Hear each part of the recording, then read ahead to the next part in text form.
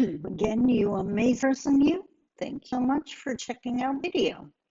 Now, most often on the channel, I am speaking to non-Indigenous Canadians, trying to help them understand the challenges, the differences between Indigenous and non-Indigenous, basically the work we have to do to bring us closer to reconciliation. That is my career. If I'm not doing a video, then I'm doing a keynote or a workshop or a seminar, and I'm either in a non-Indigenous corporation or nonprofit entity or in a First Nation community. Today, I want to talk to the Indigenous because there's a teaching of my mom's that keeps coming up loud and clear. I hear it every single time I go into our communities, and I think it's one we really need to start listening to if we want to change the future. And I know so many hardworking, dedicated Indigenous people who want to do just that, but they might be missing the boat on this one. So let's talk about it.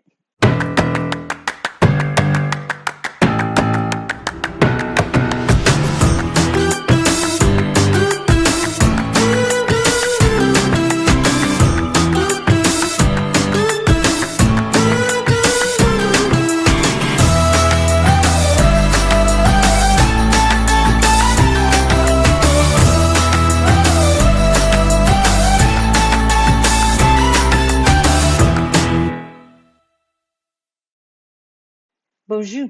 Mishko Paganan, Quain Adishnakas Mangdodam. Hi, everybody.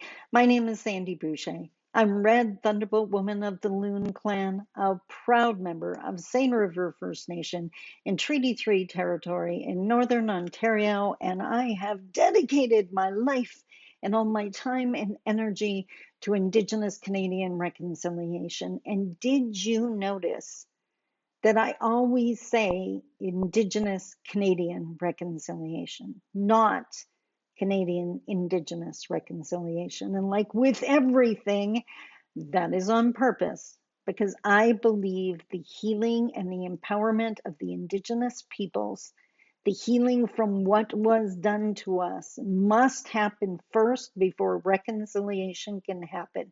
Mainstream has to own their history. We've all inherited this, own the damage done, and do their part in making sure that we heal, that our First Nation communities, the states they are in, is not a natural manifestation of Indigenous communities.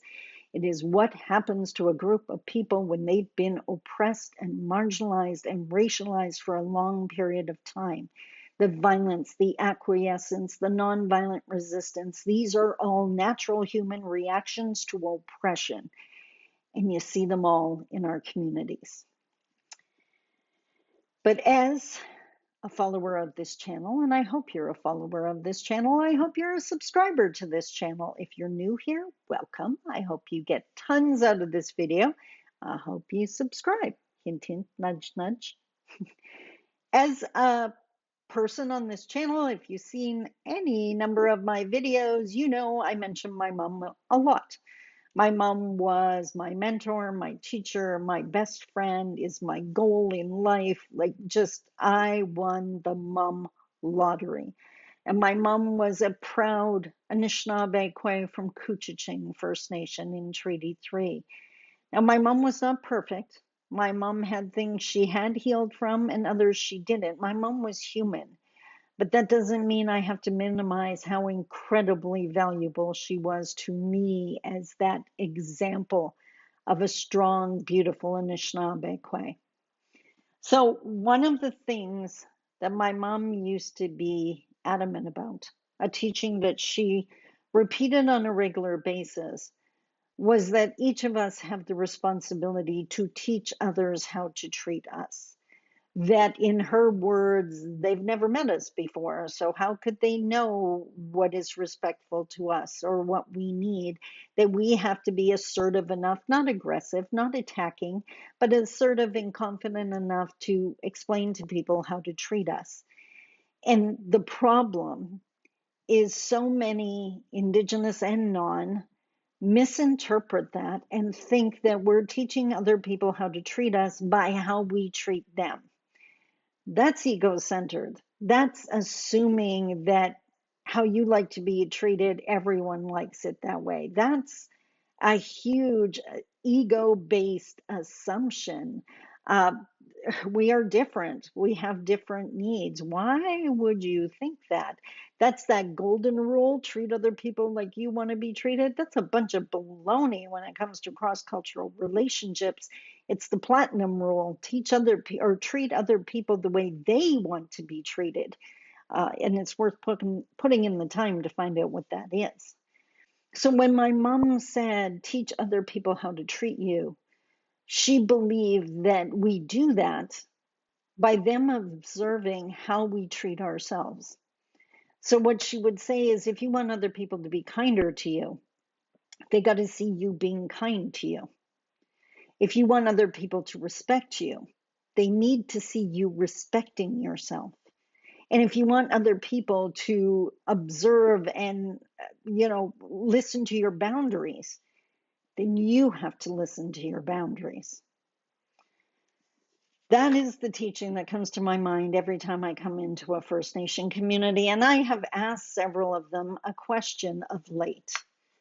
I have a magic wand that I use in seminar. I like my props. I'm definitely a knowledge keeper and a public speaker, leaning towards stand-up comic at times. I'm multifaceted. What can I say? Say that I need to eat something again. So I have a magic wand that I use in my seminars, and I say to my audiences when I'm in a First Nation community, if I were to wave this magic wand and instantaneously Canadians would start treating you the way you treat each other, would you be happy with the end results? I've yet to have a group that said they would be, because the reality is Indigenous communities are still healing, and we're seeing that violence, that acquiescence. We're seeing the gossiping about each other and the bullying, which, by the way, are forms of violence. And every single time, like, the image I always have is a bunch of people standing around or sitting around in the kitchen talking about people that are not there, and the kids are in the next room playing. And I always point out to my audiences, you just taught the next generation lateral violence. You taught them how to bully and gossip. Like, that is nothing to be proud of. We have to start showing people how to treat us. We have to start teaching Canada how to treat us. I am never disrespected at my events, because if I was, I would leave. I am not a target. I am a trainer. I am a guide. I am that information that you need, but that does not mean you get to attack me. That's my line and my boundary. So we have to start showing people how, and I hear it all the time. Well, they did it first. So I can hear my mom's voice clear as day saying, so you're a leaf in the wind? You're just going to get blown around by what other people do? The reality is, if you treat people the way they treat you, they are in charge of your life. You're not achieving your goals or your dreams as long as someone else is in charge of how you behave. That is your responsibility as an adult. You decide. I am me all the time. Because you act like a jerk doesn't mean I'm going to be one. It just means I no longer have time to hang out with you, right? I'm going to practice who I am, and I'm going to respect my boundaries, and you're not going to be around. But I don't have to sink to your level. So what we have to be is the first in our communities, the person that everyone knows always has a kind word about other people, that doesn't gossip, that doesn't bully. Because if one person starts doing that, they're going to attract other people that do that. And now you have a group of empowered people. And if that keeps growing, you have the empowered community. And if that keeps growing, you have the empowered nation. And eventually, we're able to meet mainstream in the middle of the bridge. We have to do this. We have to remember, and it starts not only with what we say to others, but what we say to ourselves. Your self-worth is built on the words you say to yourself. You want to be more confident? Change what you say to yourself. And by the way, that voice in your head is programmable. I know because I've done it. I'm a 10-year domestic abuse survivor. The voice in my head used to constantly tell me how stupid I am. You know what it says now? Sandy, that's your fourth mistake in a row. Maybe you should slow down. Sandy, you're sounding kind of grumpy. Don't you think you should go eat something? Sandy, you're starting to make a lot of mistakes. I think it's time to call it a day. You're getting tired. It's possible to change the voice in your head. Be the change we need. Be the change. Now, I wrote a little sticky note to myself. Oh, yes, it says, literally says final thought. I work in so many First Nation communities, and I know many, many, many Indigenous people in this day and age are focused on speaking truth to power. That's the phrase you use, speaking truth to power, daring to say what we need to mainstream. Um, how much power are you giving them, for one? But instead of focusing, well, you want to speak truth to power? You have the ultimate power on your side of the feather. You have the power to decide your path. There's going to be people that try to stop you. There's going to be people that get in your way. There's going to be people that judge you for it. You decide if they are going to win or not, if you're going to be the leaf in the wind or not. So if you want to speak truth to power, start speaking truth to yourself. You are not less than. You are not all those horrible stereotypes we hear. You are valuable, you are needed, you are loved, and it's about time we started treating each other like we're valuable and needed and loved. Because mainstream isn't going to start doing it if we don't. This is a responsibility we carry. I don't care how mainstream treats you. That's their side of the feather, and we can judge them for that if you want to. How do you treat yourself? How do you treat your fellow community members? How do you treat your family members? Do you sink to their level? Do you put them in charge of your life?